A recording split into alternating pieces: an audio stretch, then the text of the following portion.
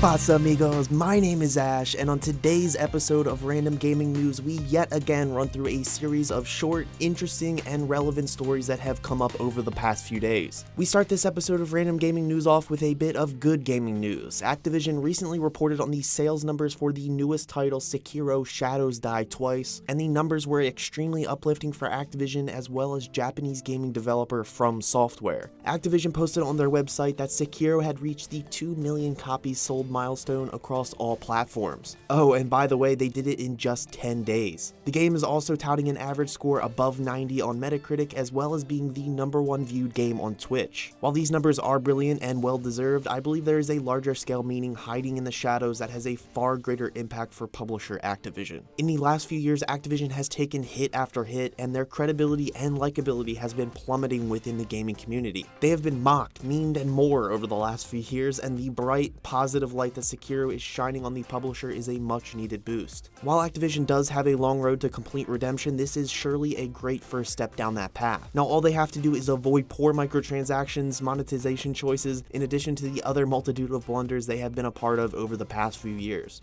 Wait, what did you just say? Seriously?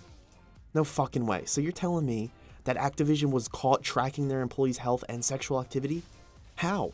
They took data from their employees' health apps to look at things like pregnancy, menstrual cycles, and sexual activity, but they probably paid them a shit ton of money, right? They got a $1 gift card per day?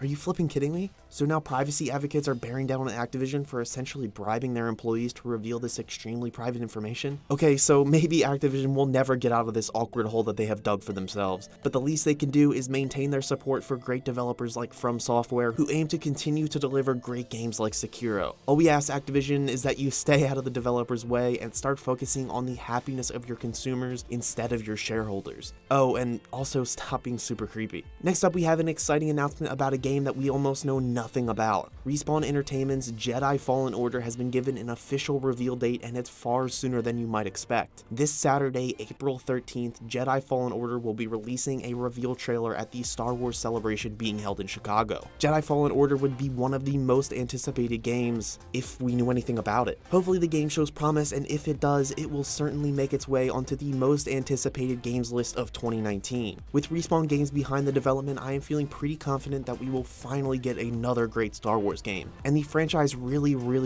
needs an uplifting title, as the Battlefront series has really taken the steam out of the Star Wars warp drive. You can check out the trailer during the live stream of the Star Wars celebration. The stream begins at 2:30 p.m. Eastern this Saturday, April 13th. A side note to this story is the speculation surrounding Apex Legends, this newest Star Wars game, in addition to a secret game that Respawn has in development. Many are accusing Respawn of not giving Apex Legends the focus it deserves, and it's becoming blatantly obvious that Respawn's lack of content is beginning to hurt its player base. And with the team at Respawn juggling 3 major titles, these theories seem to hold some water. Moving on to our next story, we have yet another addition to the Epic Games Store exclusive library, Closer to the Sun. Wired Productions released a trailer for their first-person horror adventure, and the game is looking pretty damn good. Anything that looks like BioShock gets an instant boost in rating in my book. But the bigger story here is the fact that Closer to the Sun is an Epic Games Store exclusive. Like we talked about in the last video about Borderlands 3, Epic Games is pulling out the big guns to compete with the near monopolizer of PC game stores, Steam. In that video, we briefly talked about Borderlands 3 being an Epic exclusive, and with Closer to the Sun following suit, I thought bringing the topic back up was an interesting and relevant event. Keeping an eye on Epic Games and the continuous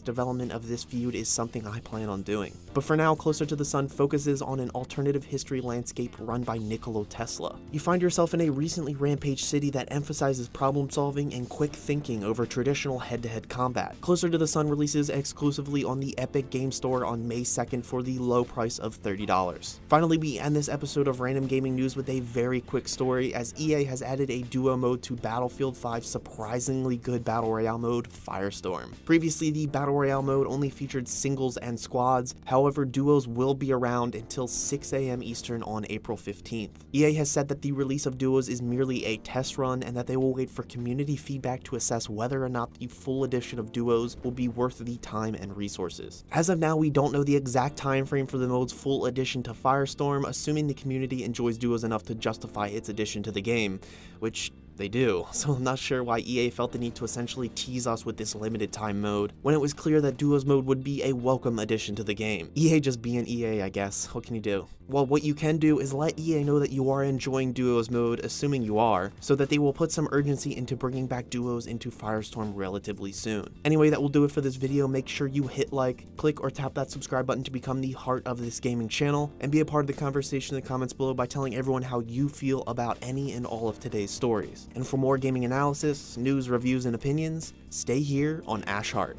And as always, thanks for watching.